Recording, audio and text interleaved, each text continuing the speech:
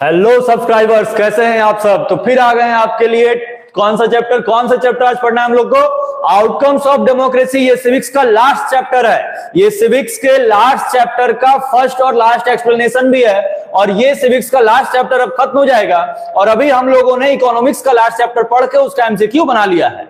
अब हम लोग आउटकम्स ऑफ डेमोक्रेसी का एक्सप्लेनेशन समझेंगे कि इससे कौन कौन से टॉपिक बोर्ड एग्जाम में आ सकते हैं।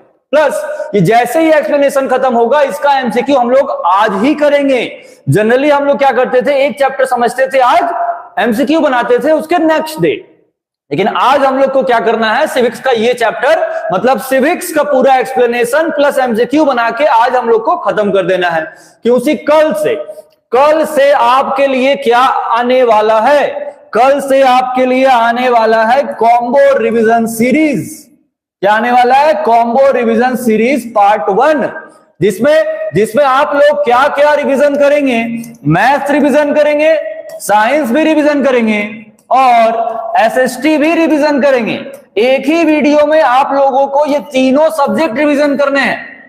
ठीक है, हर सब्जेक्ट से आपको, हर सब्जेक्ट से मतलब मैथ से, फिर साइंस से और फिर सोशल स्टडी से या सोशल साइंस से आप लोगों को 10-10 क्वेश्चन बनवाए जाएंगे। कितने? 10-10 क्वेश्चन, जो एमसीक्यूज के भी होंगे, सब्जेक्टिव भी होंगे और क्या होगा, केस स्टडी भी होंगे। तो हम लोग एग्जाम में जितने टाइप के क्वेश्चन आएंगे सबका रिवीजन एक ही वीडियो में करेंगे। असर्शन रीजन भी रहेगा। तो 10 क्वेश्चन हर चैप्टर से, ठीक है, हर चैप्टर से 10 क्वेश्चन रहेंगे, जिसमें कुछ एमसीक्यू, कुछ सब्जेक्टिव, कुछ केस स्टडी और कुछ असर्शन रीजन, और कुछ क्वेश्चन आपके लिए होमवर्क भी रहेगा। ठीक है, कुछ क्वेश्चंस आपके लिए होमवर्क भी रहेंगे जो आप घर पे उसको आंसर लिख लिख के प्रैक्टिस करेंगे। ठीक है, तो बिना टाइम वेस्ट किए हुए हम लोग स्टार्ट करते हैं आज का एक्सप्लेनेशन। आज का एक्सप्लेनेशन कौन सा? Outcomes of democracy. ठीक है, तो ये रहा वन शॉट टॉपिक 1 और लास्ट, फर्स्ट और लास्ट यही है, क्योंकि जनरली हर सब्जेक्ट का एक्सप्लेनेशन आपको 2 वीडियोस में मिलता था, लेकिन ये बहुत ही छोटा चैप्टर है तो इसका एक्सप्लेनेशन आपको एक ही वीडियो में मिलेगा। तो फर्स्ट टॉपिक आ गया है आपके सामने, डेमोक्रेसी लिखा हुआ। आपको पता होगा कि डेमोक्रेसी है क्या। आप जो है सिविक्स क्लास 9 से पढ़ते आ रहे हैं, उसके पहले आप 8 में, 7 में, 6 में भी पढ़े होंगे। तो डेमोक्रेसी क्या लिखा हुआ है कि एक ऐसा सिस्टम है गवर्नमेंट का where the people have the power to choose their leader। हम लोगों के पास पावर है कि हम लोग अपना लीडर खुद से चुन सकते हैं and make decisions that affect their life. ठीक है, और डिसीजंस भी ले सकते हैं जो उनके लाइफ में चेंजिंग लाएगा। The word democracy comes from the Greek words demos people and kratos means power। मतलब जो वर्ड डेमोक्रेसी है वो कितने वर्ड से मिलके बना है? 2 वर्ड से। एक वर्ड कौन सा है? एक वर्ड है डेमोस, जिसका मीन्स होता है लोग, और दूसरा होता है क्रेटोस, जिसका मीन्स होता है पावर। आप लोगों ने क्रेटोस के बारे में भी सुना होगा, एनिमे, वीडियो, कार्टून में देखा होगा, जो बहुत पावरफुल बंदा था। तो क्रेटोस का मतलब ही क्या होता है? पावर। मतलब जब पावर उस कंट्री के लोगों के हाथ में रहेगा उसी को हम लोग बोलेंगे डेमोक्रेसी। ठीक है, मतलब पीपल हैविंग पावर। ठीक, जब लोगों के पास पावर रहेगा तो उसी को हम लोग क्या बोलेंगे? डेमोक्रेसी। क्लियर है? इतना आ गया समझ में सभी लोगों को कि डेमोक्रेसी क्या है। फिर अब हम लोग चलेंगे नेक्स्ट पेज पर क्या लिखा हुआ है कि how does democracy work. Democracy work कैसे करता है? तो डेमोक्रेसी वर्क कैसे करता है लिखा है, in a democracy people elect leaders through free and fair elections. ये पता है आप लोगों को कि किसी भी डेमोक्रेटिक कंट्रीज में या किसी भी डेमोक्रेसी वाले एरियाज में जो लीडर्स होते हैं वो हम लोग चुनते हैं, लेकिन हम लोग उसमें कोई मनी इन्वेस्ट नहीं करते और वो इलेक्शन पूरी तरीके से फेयर होना चाहिए। ठीक है, फेयर होना चाहिए, कोई करप्शन नहीं होना चाहिए। ठीक, तो ये पहला पॉइंट हो गया। अब क्वेश्चन आता है, क्वेश्चन क्या आता है इससे कि किसी भी डेमोक्रेटिक कंट्री में जैसे इंडिया में अगर यहां पर इलेक्शन करवाना है तो उसके लिए कौन सा बॉडी गवर्नमेंटेड कौन सा बॉडी बनाया गया है? तो इसके लिए गवर्नमेंटेड बॉडी बनाया गया है जिसका नाम है इलेक्शन कमीशन। क्या नाम है? Election commission. और इलेक्शन कमीशन के जो हेड होते हैं उनको हम लोग बोलते हैं चीफ इलेक्शन कमीशन। ठीक है, कमिश्नर बोलते हैं, क्या बोलते हैं, चीफ इलेक्शन कमिश्नर। अब आप लोगों को कमेंट करके बताना है कि प्रेजेंट के चीफ इलेक्शन कमिश्नर कौन है।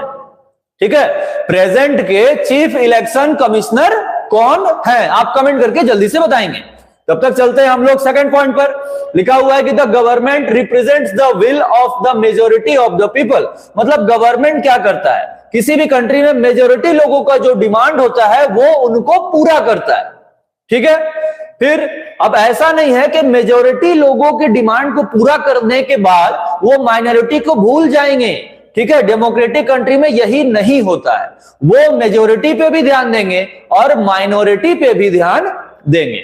मेजोरिटी पे उनको इसलिए ज्यादा ध्यान देना पड़ता है क्योंकि वही मेजोरिटी उनके लिए वोट है, वही उनके लिए वोटर्स हैं। अब ऐसा तो है नहीं कि माइनर वाले वोटर्स नहीं है, वो भी वोटर्स है, लेकिन जिनका क्वांटिटी ज्यादा होता है तो वो उनपे ज्यादा ध्यान देते हैं और माइनॉरिटी पे ध्यान उनका थोड़ा कम होता है।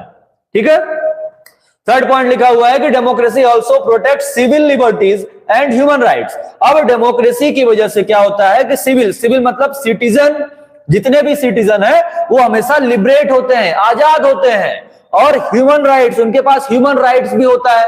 अब इसके लिए क्या है, ह्यूमन राइट्स क्या है हम लोग जानेंगे। तो ह्यूमन राइट्स के लिए इंडिया में एक कमीशन बनाया गया है जिसका नाम है NHRC। क्या नाम है, NHRC। फुल फॉर्म क्या है इसका, फुल फॉर्म क्या है इसका, नेशनल ह्यूमन राइट्स कमीशन। ठीक है, नेशनल ह्यूमन राइट्स कमीशन कब स्टैब्लिश किया गया था इंडिया में, 1993 में। क्लियर है कि नेशनल ह्यूमन राइट्स कमीशन कब स्टैब्लिश किया गया था इंडिया में, 1993 में, जिसकी वजह से यहां के सिटीजन्स के साथ अगर कोई ह्यूमन वायलेंस होता है तो ह्यूमन राइट्स वाले उनके साइड से जाके उनके लिए क्या करेंगे, गवर्नमेंट से बातचीत करेंगे। ठीक है, उनके लिए लड़ेंगे ताकि अगर उनका कोई प्रॉब्लम है तो वो उनको सॉल्व कर सके और उनको वायलेंस से बचाया जा सके। क्लियर है, इतना क्लियर है कि इस पॉइंट में क्या बोलना चाह रहा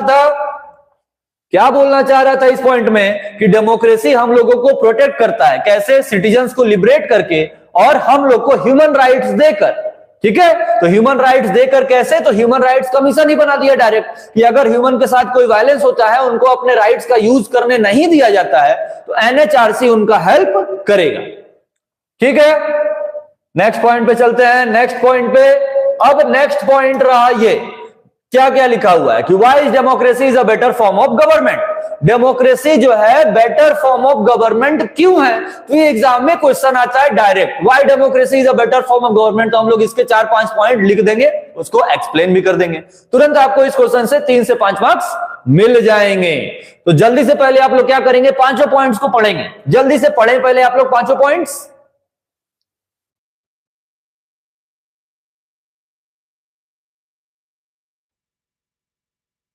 फर्स्ट पॉइंट में क्या लिखा हुआ है कि democracy promotes equality among people. Democracy की वजह से क्या होता है, लोगों में इक्वालिटी प्रमोट होता है। जितने भी कंट्री में जितने भी पॉपुलेशन है वो सब आपस में एक दूसरे को इक्वल समझते हैं। ठीक है, उनको इक्वली ट्रीट करते हैं, डिस्क्रिमिनेशन नहीं होता है, कम होता है। Enhances the dignity of the individual. ये सारे जितने भी कैंडिडेट्स, मतलब जितने भी पॉपुलेशन है, ये उनके डिग्निटी को बनाता है। ठीक है, सबके साथ सद्भाव से, मतलब अच्छे से बातचीत करने का, अच्छे से किसी चीज को एक्सप्लेन करने का, समझने का, समझाने का क्राइटेरिया लाता है। Improves the quality decision making. इससे क्या होता है, डिसीजन मेकिंग क्वालिटी भी बढ़ता है। डिसीजन मेकिंग क्वालिटी क्या होगा, इंप्रूव होगा, ताकि जब गवर्नमेंट को पता चलेगा कि सिटीजन्स का डिमांड यही है तो उनके लिए वो वैसे ही लॉज बनाएंगे जो उन सिटीजन्स के लिए फायदेमंद हो। It provides a method to resolve conflicts. अब डेमोक्रेसी की वजह से जो भी कॉन्फ्लिक्ट्स होता है वो भी सॉल्व हो जाता है। कैसे, जैसे जो सुप्रीम कोर्ट है, SC जो इंडिया का है, अगर दो स्टेट्स के बीच में स्टेट्स A और B के बीच में अगर कोई डिस्प्यूट हो जाता है, ठीक है, तो अगर कोई डिस्प्यूट हो जाएगा तो सुप्रीम कोर्ट उनके डिस्प्यूट को सॉल्व कर देगा। क्या करेगा, उनके डिस्प्यूट को सॉल्व करेगा। वो अपना एक डिसीजन बताएगा जो इन दोनों स्टेट्स को मान्य होगा। ठीक है, अब नेक्स्ट पॉइंट, नेक्स्ट पॉइंट में क्या लिखा हुआ है कि all rooms to correct mistakes, इनके पास सारा अथॉरिटी है कि अगर कोई लॉज ये गलत बना दे जिनकी वजह से सिटीजन्स को प्रॉब्लम हो तो वो उन मिस्टेक्स को सही कर सकते हैं, लॉ में चेंजिंग ला सकते हैं, उनको अमेंड कर सकते हैं। इसीलिए जो डेमोक्रेटिक कंट्रीज है वो best countries of the world माना जाता है, और इसीलिए डेमोक्रेसी क्या है, बेटर फॉर्म ऑफ गवर्नमेंट है। क्या है, बेटर फॉर्म ऑफ गवर्नमेंट, क्योंकि ये जो गवर्नमेंट बनेगा ये लोगों के लिए बनेगा, लोगों के हिसाब से बनेगा, लोगों के प्रॉब्लम को सॉल्व करेगा, इक्वालिटी खत्म करेगा। अगर कोई मिस्टेक हो जाता है तो वो लोगों के डिमांड पे उसको फिर से अमेंड भी कर देगा। तो इतना सारा फीचर किसी भी फॉर्म ऑफ गवर्नमेंट में नहीं होता है, इसीलिए डेमोक्रेसी को हम लोग बेटर फॉर्म ऑफ गवर्नमेंट बोलेंगे। क्लियर है? क्लियर है सभी लोगों को? कमेंट करके बताएंगे सर क्लियर है, जल्दी से बताएंगे, उसके बाद हम लोग चलेंगे नेक्स्ट टॉपिक पर। क्लियर है? जल्दी से कमेंट करें, वीडियो को लाइक करें, वीडियो को लाइक करेंगे सबसे पहले, वीडियो लाइक नहीं करते हैं आप सब, वीडियो लाइक करेंगे और कमेंट करेंगे सर क्लियर है।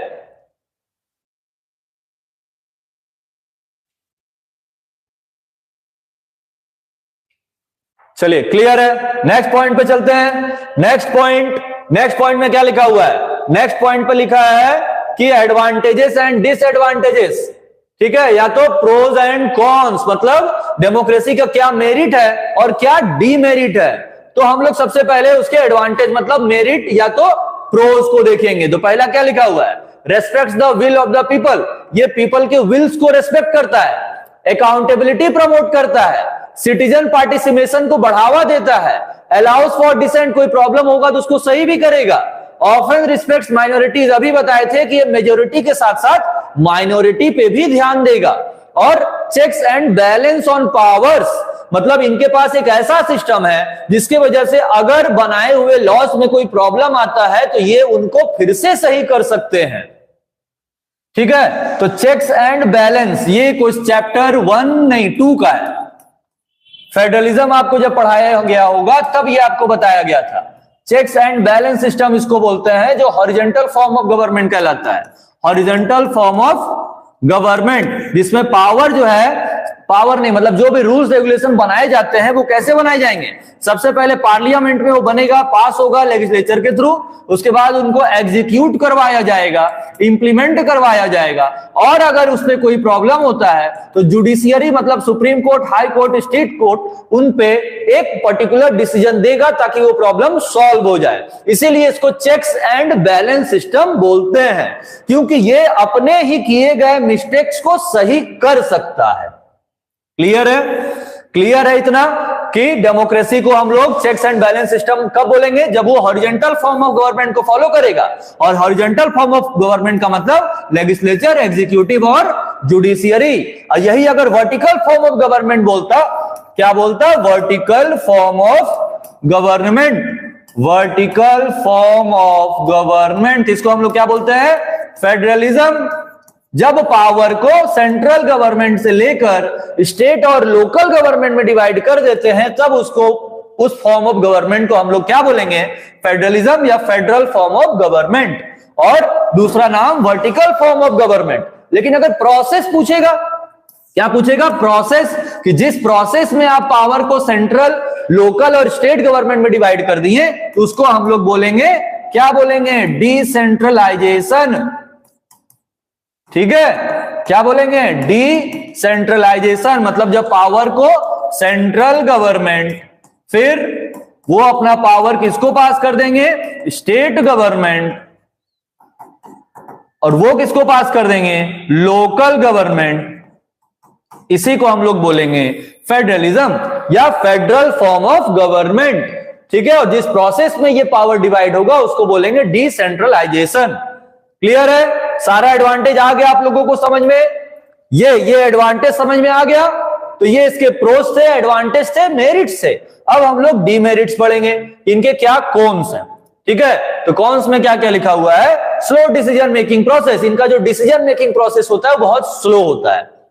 फिर फेवरेटिज्म टू डोनर्स, मतलब जो गवर्नमेंट के लिए फेवरेट होंगे, मतलब जिनका क्वांटिटी ज्यादा होगा, मेजोरिटी में होगा, गवर्नमेंट उनके लिए ज्यादा ध्यान देगा। टेंडेंसी टूवर्ड पॉलिटिकल टर्मोइल, मतलब यहां पर पॉलिटिकल इश्यूज हमेशा चलते रहेंगे और जो टॉप मिनिस्टर्स है वही डिसाइड करेंगे कि क्या वर्क होना है। बाकी जितना भी डिसीजन लिया जाएगा वो मिडिल या तो लोअर क्लास के मिनिस्टर्स को नहीं बताया जाएगा। Reliance on respect of tradition and institutions. अब यहां रिलायंस का मतलब रिलायंस कंपनी नहीं है, विश्वास।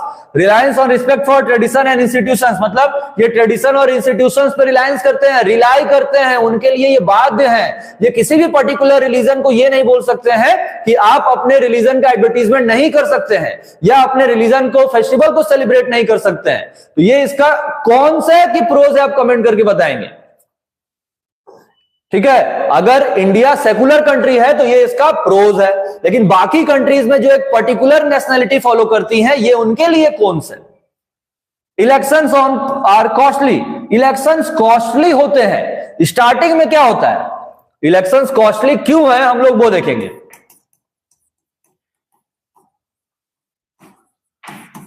इलेक्शंस आर कॉस्टली, पहले क्या बोलते हैं कि ये फ्री एंड फेयर इलेक्शन करवाएंगे, हम लोगों से कोई चार्ज नहीं लेंगे। लेकिन जब इलेक्शन खत्म हो जाता है और जो रूलिंग पार्टी जीत जाती है वो टैक्सेस इंक्रीज कर देती है। ठीक है, इंपोर्ट एक्सपोर्ट चार्ज बढ़ा देती है, गुड्स के प्राइसेस इंक्रीज हो जाते हैं, जिसके वजह से क्या होगा, सारा बर्डन पड़ता है पब्लिक पर। मतलब स्टार्टिंग में बोलेंगे कि हम आपसे कोई पैसा नहीं लेंगे, फ्री में इलेक्शन करवाएंगे, लेकिन जब जीत जाएंगे तो टैक्सेस, इंपोर्ट एक्सपोर्ट और गुड्स का प्राइसेस बढ़ाकर किसी ना किसी तरीके से इनडायरेक्टली वो सारा पैसा हम ही लोगों से लिया जाएगा। इसीलिए यहां बोला जाता है कि इलेक्शंस कॉस्टली हैं, जिसका इफेक्ट हम लोग को तुरंत नहीं दिखता है, वो बाद में दिखाई देता है। ठीक है, क्लियर है? क्लियर है? जल्दी से बताएंगे यस सर क्लियर है। तो हम लोग चलेंगे अब नेक्स्ट टॉपिक पर। पहले लिखेंगे कमेंट करके क्लियर है या नहीं।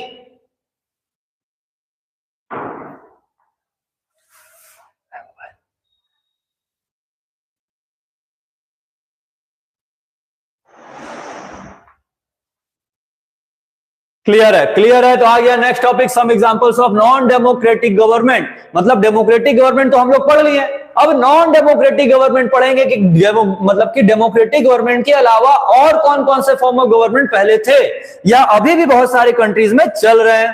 पहला लिखा हुआ है autocracy. When one leader or group have absolute power, मतलब एक पर्टिकुलर पर्सन या ग्रुप ऑफ पर्संस के पास जब सारा पावर होता है उसी को हम लोग बोलते हैं ऑटोक्रेसी। जैसे ही आप फोटो देख रहे होंगे, हिटलर का है, हिटलर का है, हिटलर का है, ठीक है, हिटलर का है। तो जब ये हिटलर का फोटो है तो इस कंडीशन में ये ऑटोक्रेट थे कि डिक्टेटरशिप थे, तो दोनों लगभग सिमिलर क्राइटेरिया फॉलो करेंगे। लेकिन ये क्या करते हैं, सारा पावर अपने पास ही रखते हैं और पावर को किसी के साथ शेयर नहीं करते हैं। इस कंडीशन को हम लोग बोलेंगे autocracy. Second form of government पे चलेंगे हम लोग, तो ये आ गया डिक्टेटरशिप। आप फोटो देख के बता सकते हैं कि ये कौन है, जल्दी से बताएंगे कौन है, कमेंट करके बताएंगे ये कौन है।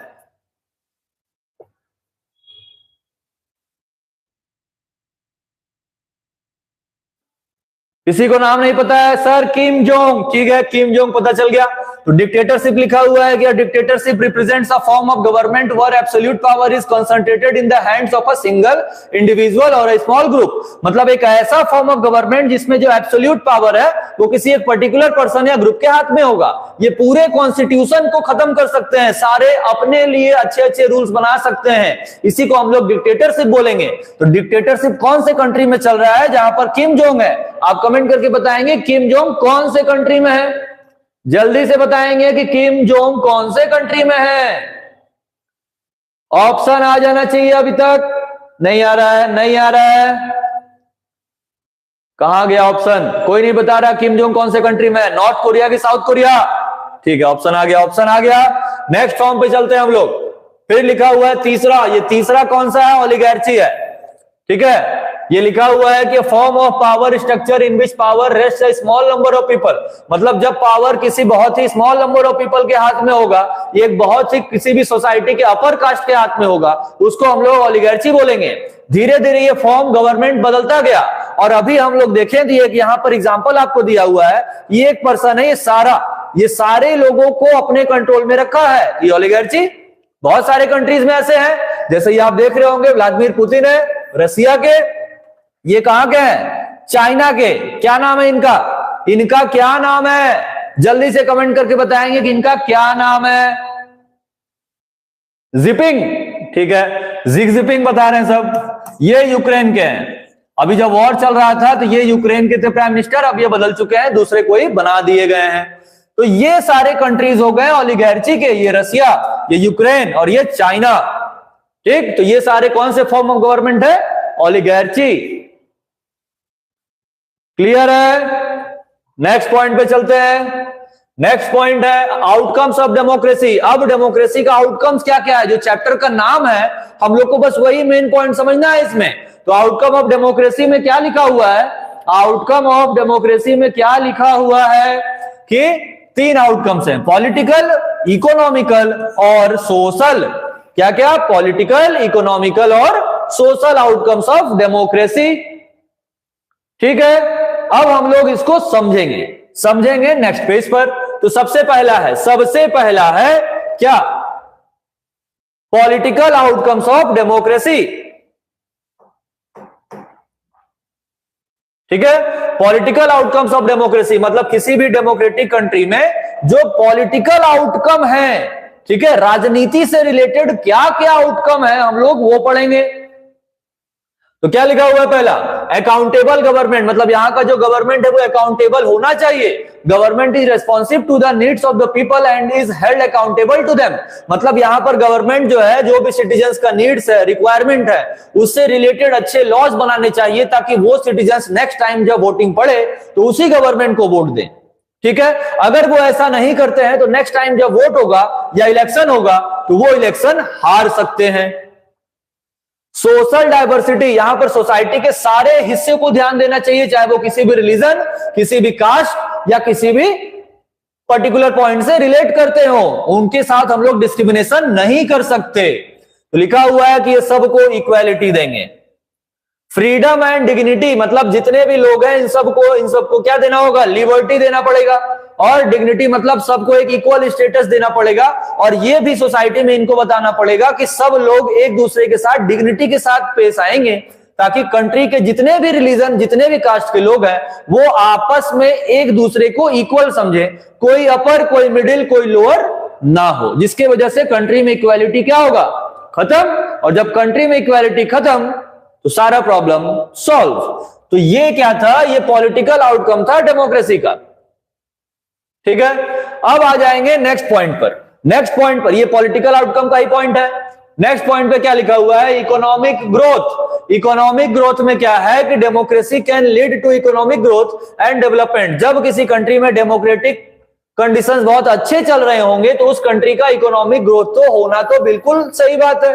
कंट्री इकोनॉमिकली ग्रो होगा, ठीक है, पर कैपिटल इनकम बढ़ेगा, इंप्लॉयमेंट बढ़ेगा, प्लस लोगों का स्टैंडर्ड ऑफ लिविंग भी बढ़ेगा। लेकिन ये तभी हो सकता है जब इनइक्वालिटी खत्म हो, ठीक है। तो ये था चौथा पॉइंट। कॉन्फ्लिक्ट रिजोल्यूशन अभी हम बताएं कि जो भी प्रॉब्लम होगा, चाहे वो स्टेट हो, 2 स्टेट्स के बीच का प्रॉब्लम हो, एक स्टेट में रहने वाले एक पर्टिकुलर सोसाइटी का प्रॉब्लम हो, वो सारा प्रॉब्लम कोर्ट सॉल्व करेगा। तो ये डेमोक्रेटिक कंट्री के पॉलिटिकल आउटकम का एक पार्ट है।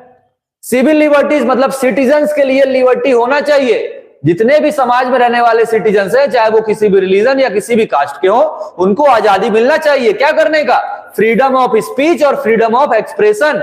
कुछ भी बोलने का आजादी, कुछ भी एक्सप्रेस करने का आजादी, ठीक है। तो ये आता है हम लोग के फंडामेंटल राइट्स में।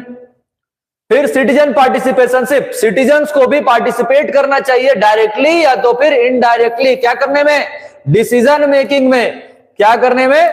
डिसीजन मेकिंग में उन सबको डायरेक्टली या इनडायरेक्टली पार्टिसिपेट करना चाहिए। जब वो डायरेक्टली या इनडायरेक्टली डिसीजन मेकिंग में पार्टिसिपेट करेंगे तब उनको और ज्यादा फील होगा कि नहीं, वो सोसाइटी के एक इंपॉर्टेंट सिटीजन है और वो कंट्री के गवर्नमेंट को रन करने के लिए एक इक्वल स्टेटस रिप्रेजेंट कर रहे हैं। ये सारे हैं पॉलिटिकल आउटकम्स। तो टोटल कितने पॉलिटिकल आउटकम बता दिए? पीछे 3, 4, 5, 6, 7, टोटल 7 पॉलिटिकल आउटकम बता दिए हम आपको। अब इन 7 में से एग्जाम में जब क्वेश्चन पूछेगा, कोई भी 5 एक्सप्लेन कर देंगे, तुरंत 5 नंबर आपको मिल जाएगा। क्लियर है? पॉलिटिकल आउटकम आ गया समझ में। अब हम लोग चलेंगे नेक्स्ट कौन सा? Economic outcome. तो इकोनॉमिक आउटकम में क्या लिखा हुआ है? फर्स्ट पॉइंट में रिड्यूस्ड इनइक्वालिटी एंड पॉवर्टी। ये क्या करेगा? इक्वालिटी खत्म करेगा। नाम में ये देखिए इकोनॉमिक, क्या नाम है? इकोनॉमिक। इकोनॉमिक का मतलब क्या? कंट्री का जो इकोनॉमिक कंडीशन है वो सही होगा। जब इकोनॉमिक कंडीशन सही होगा तो पुबर्टी कम हो जाएगा, गरीबी कम। तो डेमोक्रेसीज लिखा हुआ है reduce economic disparity. Democratic countries में जो इकोनॉमिक डिस्पैरिटी होती है, मतलब मनी बेस्ड या इनकम बेस्ड जो पार्शियलिटी है, वो धीरे धीरे कम हो जाएगा। तो खुद ब खुद पुबर्टी खत्म हो जाएगी। फिर लिखा इकोनॉमिक ग्रोथ। इकोनॉमिक ग्रोथ तो होगा ही, जैसे जैसे पॉवर्टी खत्म होगी इकोनॉमिक स्टेटस बढ़ेगा, इंप्लॉयमेंट जनरेट होगा, लोगों का स्टैंडर्ड ऑफ लिविंग भी बढ़ेगा, कंट्री खुद ब खुद ग्रो करने लगेगी। ये इकोनॉमिक आउटकम है। ठीक है, आ गया समझ में इकोनॉमिक आउटकम के 2 पॉइंट्स। अब हम लोग चलेंगे नेक्स्ट पॉइंट पर। नेक्स्ट पॉइंट पर चलेंगे तो नेक्स्ट पॉइंट है इकोनॉमिक ग्रोथ का थर्ड और लास्ट पॉइंट। ठीक है, तो ये क्या लिखा हुआ है? ये देखिए कंट्री का इकोनॉमी पहले इतना था, फिर इतना, फिर इतना, फिर इतना, फिर इतना, अब इतने पे चल रहा है। तो ये रिप्रेजेंट कर रहा है ग्रोथ। तो ये कब होगा? जब पॉवर्टी कम होता जाएगा, गरीबी जितना कम, ग्रोथ उतना ज्यादा। फिर लिखा हुआ है सोशल जस्टिस एंड इक्वालिटी। यहां पर सोसाइटी में रहने वाले जितने भी रिलीजन, कास्ट से रिलीजन जो भी लोग हैं, उन सब को, चाहे वो गरीब हो चाहे अमीर हो, उनके साथ डिस्क्रिमिनेशन नहीं करना है और सबको जस्टिस देना है, सबको इक्वालिटी देना है। तभी सोसाइटी के लोग आपस में एक दूसरे को इक्वल स्टेटस देंगे। ठीक है, और तभी कंट्री ग्रो करेगा। क्लियर है? आ गया समझ में सबको इकोनॉमिक आउटकम? तो इकोनॉमिक आउटकम के 3 ही पॉइंट है। इकोनॉमिक आउटकम के कितने पॉइंट है? 3। और पॉलिटिकल आउटकम के कितने पॉइंट्स थे? 7। क्लियर है इतना? अब चलेंगे हम लोग लास्ट कौन से आउटकम पे? सोशल आउटकम पे। तो सोशल आउटकम में क्या लिखा हुआ है? सोशल इक्वालिटी पहला ही पॉइंट है।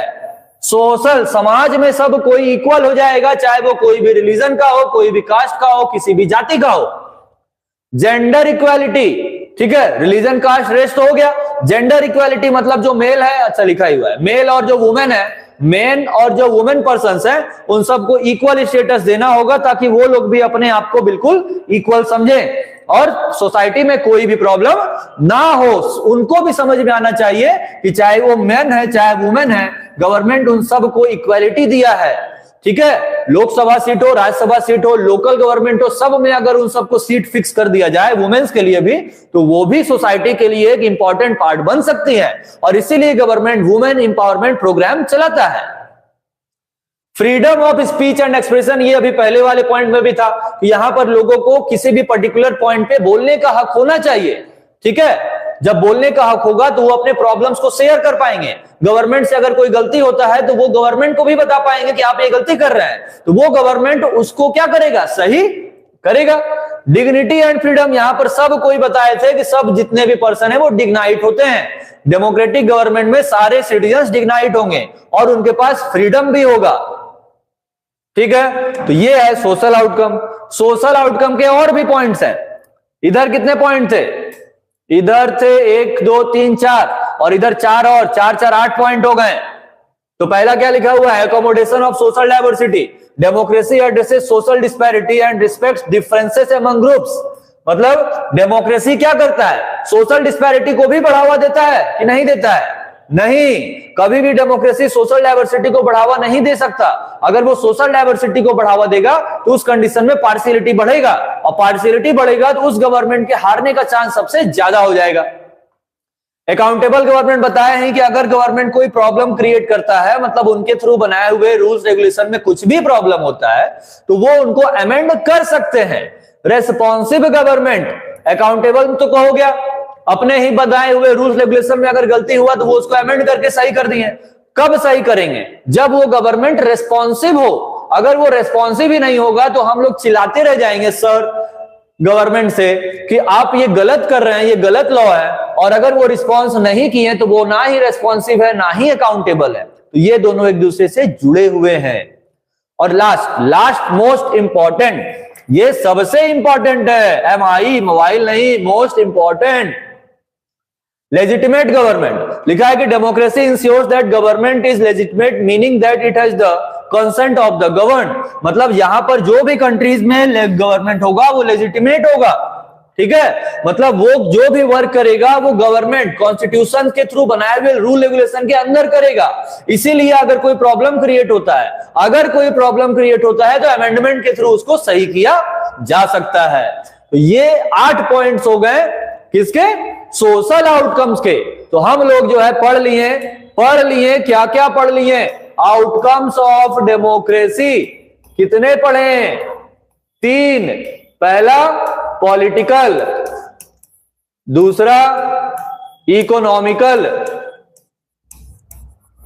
और तीसरा कौन सा, सोशल। ठीक है, इसमें कितने पॉइंट्स पढ़े, 7। इसमें कितने पढ़े, 3। इसमें कितने पढ़े, 8। ठीक है, तो इन 7, 3, 8 मतलब टोटल 18 आउटकम्स को आपको क्लियर कर लेना है पूरी तरीके से। इन आउटकम्स में से एक आउटकम्स एग्जाम में एक्सप्लेन करने आएगा, ठीक है, और एक्सप्लेन करने नहीं आया तो डायरेक्ट पूछ लेगा what are the political outcomes of democracy. तो आपको उन 7 में से मिनिमम 5 पॉइंट लिख के उसके बारे में कुछ एक्सप्लेन करेंगे। तो एक्सप्लेन कब करेंगे, जब वो समझ में आया रहेगा। इसीलिए टॉपिक्स क्लियर करते चलेंगे। क्लियर है, इतना क्लियर है। चला जाए नेक्स्ट टॉपिक पर। ठीक है। नेक्स्ट टॉपिक आ गया इकोनॉमिक ग्रोथ एंड डेवलपमेंट में डिफरेंस। वर्सेस का मतलब यहां पर हम लोग को WWE नहीं खेलना है, ठीक है, WWE नहीं करना है। यहां पर इन दोनों में डिफरेंस बताना है कि इकोनॉमिक ग्रोथ और इकोनॉमिक डेवलपमेंट में क्या डिफरेंस है।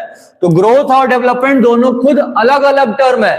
ये आप क्लास 11 में जब जाएंगे तो अब फिजिकल एजुकेशन में शायद ये पढ़ना है कि ग्रोथ और डेवलपमेंट अलग अलग कैसे हैं। तो अभी हम लोग इकोनॉमिक ग्रोथ और इकोनॉमिक डेवलपमेंट में डिफरेंस समझेंगे। इकोनॉमिक ग्रोथ में लिखा हुआ है it is the increase in the capacity of an economy to produce goods and services. मतलब ये एक ऐसा कंडीशन है जिसमें कोई भी कंट्री ज्यादा से ज्यादा गुड्स और सर्विस प्रोड्यूस करेगा over a period of time. It's a key factor in shaping the living conditions of the people. अब वो जितना ज्यादा गुड्स और सर्विस प्रोड्यूस करेगा मतलब वो उतना ज्यादा गुड्स को इंपोर्ट एक्सपोर्ट करके सेल कर पा रहा है, जिसके वजह से क्या होगा, उस कंट्री का living condition, status of living increase होगा, एम्प्लॉयमेंट बढ़ेगा, पॉवर्टी कम होगा, इकोनॉमिक ग्रोथ हो जाएगा। ठीक है, समझ में आ गया इकोनॉमिक ग्रोथ क्या है। अब हम लोग क्या देखेंगे, इकोनॉमिक डेवलपमेंट क्या है। तो economic development it is a process in increasing a communities wealth and quality of life. मतलब एक पर्टिकुलर कम्युनिटी के वेल्थ मतलब उनके इनकम लेवल को बढ़ाना और उनके स्टैंडर्ड ऑफ लिविंग को इंक्रीज करना, बढ़ावा देना। It involves improving income. अब इसमें क्या क्या आएगा, इसमें आएगा income, education and create better standard of living, और इसके वजह से स्टैंडर्ड ऑफ लिविंग भी बढ़ेगा। तो ये डिफरेंस है कि वहां पर ये जो ग्रोथ हो रहा था वो पीरियड ऑफ टाइम के बेसिस पे था, लेकिन जो इकोनॉमिक डेवलपमेंट है ये पॉइंट ऑफ टाइम के बेसिस पर है। ठीक है, ग्रो करने के लिए पहले आपको डेवलप करना होगा। जितना ज्यादा आपका डेवलपमेंट होगा ग्रोथ उतना ज्यादा होते जाएगा। तो जो डेवलपमेंट होगा वो पॉइंट ऑफ टाइम के लिए है, लेकिन जो ग्रोथ आएगा वो पीरियड ऑफ टाइम के लिए है, लॉन्ग टर्म के लिए है। ठीक है, तो ये इकोनॉमिक ग्रोथ और इकोनॉमिक डेवलपमेंट में डिफरेंस था। तो ये थे इस चैप्टर के मोस्ट इंपॉर्टेंट टॉपिक्स। क्लियर है सभी लोगों को। तो हम लोग क्या क्या पढ़े आज, डेमोक्रेसी का meaning, better form of government क्यों है, ठीक है, और डेमोक्रेसी कंट्री में जो भी आउटकम्स होते हैं कि कौन कौन से आउटकम्स है, तो political, economical, social, economic growth और इकोनॉमिक डेवलपमेंट में डिफरेंस। अब क्या लिखा हुआ है, अब एक पॉइंट और है इकोनॉमिक ग्रोथ एंड डेवलपमेंट से रिलेटेड। ठीक है, ये लास्ट पॉइंट है। क्या लिखा हुआ है कि बिटवीन 1950 एंड 2000, 1950 से लेकर 2000 के बीच में डिक्टेटरशिप है slightly higher rate of economic growth. जिस कंट्री में डिक्टेटरशिप था वहां पर इकोनॉमिक ग्रोथ बहुत ज्यादा था, क्योंकि सारा पावर एक पर्सन के हाथ में था, एक ग्रुप ऑफ पर्सन के, जिसके वजह से वो कंट्री को इजिली ग्रो करवा पा रहे थे, कंट्री में ग्रोथ हो पा रहा था। लेकिन जब कंट्री में इलेक्शन बार बार होता रहेगा, बार बार गवर्नमेंट बदलता रहेगा, तो जो भी एक गवर्नमेंट प्रोग्राम बनाएगा, गवर्नमेंट के चेंज होते ही वो प्रोग्राम बदल जाएगा, जिसकी वजह से ग्रोथ रेट कम हो जाएगा। लेकिन डिक्टेटरशिप में ऐसा नहीं होता है। तो कुछ पॉइंट्स के लिए डिक्टेटरशिप अच्छा भी है, लेकिन कुछ पॉइंट्स के लिए खराब भी है। Economic growth depends on various factors. अब इकोनॉमिक ग्रोथ कौन कौन से फैक्टर्स पे डिपेंड करता है, पॉपुलेशन के साइज पे, जिसमें इंडिया का पॉपुलेशन अभी सबसे ज्यादा है, तो आप समझ रहे होंगे कि इकोनॉमिक ग्रोथ स्लो रेट से बढ़ेगा। जब भी किसी कंट्री का इकोनॉमी बिल्कुल कांस्टेंट रेट से बढ़ता है, कितने रेट से? कांस्टेंट, बहुत ज्यादा चेंजिंग नहीं आएगा, तब उसको हम लोग स्टैग्नेंट इकोनॉमी बोलेंगे। क्या बोलेंगे? Stagnant economy. मतलब जब किसी कंट्री का इकोनॉमिक कंडीशन बिल्कुल एक कांस्टेंट रेट से बढ़ेगा, उसको स्टैग्नेंट इकोनॉमी बोलेंगे। फिर ग्लोबल सिचुएशन कैसा है? Cooperation from the other countries. Other countries हम लोग के कंट्रीज को सपोर्ट कर रहे हैं कि नहीं? अगर वो सपोर्ट करेंगे तो हम लोग के कंट्री में ग्रोथ स्टेटस जल्दी जल्दी बढ़ेगा। फिर economic policies adopted by the country, और कंट्री कौन कौन सा इकोनॉमिक पॉलिसी एडॉप्ट किया है, ठीक है, लिया है कौन कौन सा इकोनॉमिक पॉलिसी। तो जितना ज्यादा अच्छा इकोनॉमिक पॉलिसी लाएगा, जैसे इकोनॉमिक पॉलिसी आया था कब, तो कब आया था? न्यू इकोनॉमिक पॉलिसी आया था एक, ठीक है, 1991 में क्या आया था? New economic policy. इसी के अंडर आया था स्पेशल इकोनॉमिक जोन्स, ठीक है, जिसमें क्या बोला था कि 5 इयर्स तक आपको जो है एक्सपोर्ट पे कोई टैक्स नहीं देना पड़ेगा, ठीक, नो टैक्स ऑन एक्सपोर्ट। तो ये कहां से आया? New economic policy. और इसी 1991 के बाद इंडिया में इंट्रोड्यूस हुआ एलपीजी, लिबरलाइजेशन, प्राइवेटाइजेशन और ग्लोबलाइजेशन। और यही सिविक्स नहीं, इकोनॉमिक्स का लास्ट चैप्टर था जो अभी एक्सप्लेन किया गया था कल। तो ये सारे पॉइंट्स एलपीजी से रिलेटेड है, ठीक। तो जितने लोग एलपीजी मतलब ग्लोबलाइजेशन नहीं पढ़े हैं, वो ग्लोबलाइजेशन के वीडियो में इन सारे टॉपिक्स को क्लियर कर सकते हैं, ठीक है। आ गया समझ में सभी लोगों को? तो ये था इस चैप्टर का एक्सप्लेनेशन, आउटकम्स ऑफ डेमोक्रेसी। तो पहले ही बताए थे हम आप लोगों को कि आउटकम्स ऑफ डेमोक्रेसी बहुत बड़ा चैप्टर नहीं है। इसमें आपको सोशल आउटकम, पॉलिटिकल आउटकम और इकोनॉमिक आउटकम, बस ये 3 पॉइंट समझने हैं, पूरी क्लियर करने हैं, ताकि बोर्ड एग्जाम में से एक ही क्वेश्चन आएगा और आपको उस क्वेश्चन का मार्क्स पूरा लेकर आना है, ठीक है। तो ये वीडियो आपको कैसा लगा कमेंट करके बताएं, और बने रहें इसी चैनल पर। कुछ ही टाइम के बाद 5 से 10 मिनट के अंदर आपके लिए इसी चैप्टर का एमसीक्यू आएगा, ठीक है। तो हम लोग क्या करेंगे, 5 से 10 मिनट का वेट, 5 मिनट का वेट करेंगे और तुरंत इसी चैप्टर का एमसीक्यू हमारे ही चैनल पर बनाएंगे। तब तक के लिए बने रहिए हमारे चैनल डीजे क्लासेस पर। और एमसीक्यू के लिए अपने फ्रेंड सर्कल को तुरंत मैसेज कर देंगे कि एमसीक्यू स्टार्ट होने वाला है, क्योंकि बच्चे पढ़ नहीं रहे लेकिन एमसीक्यू जरूर बना रहे हैं, तो एमसीक्यू बनाएंगे।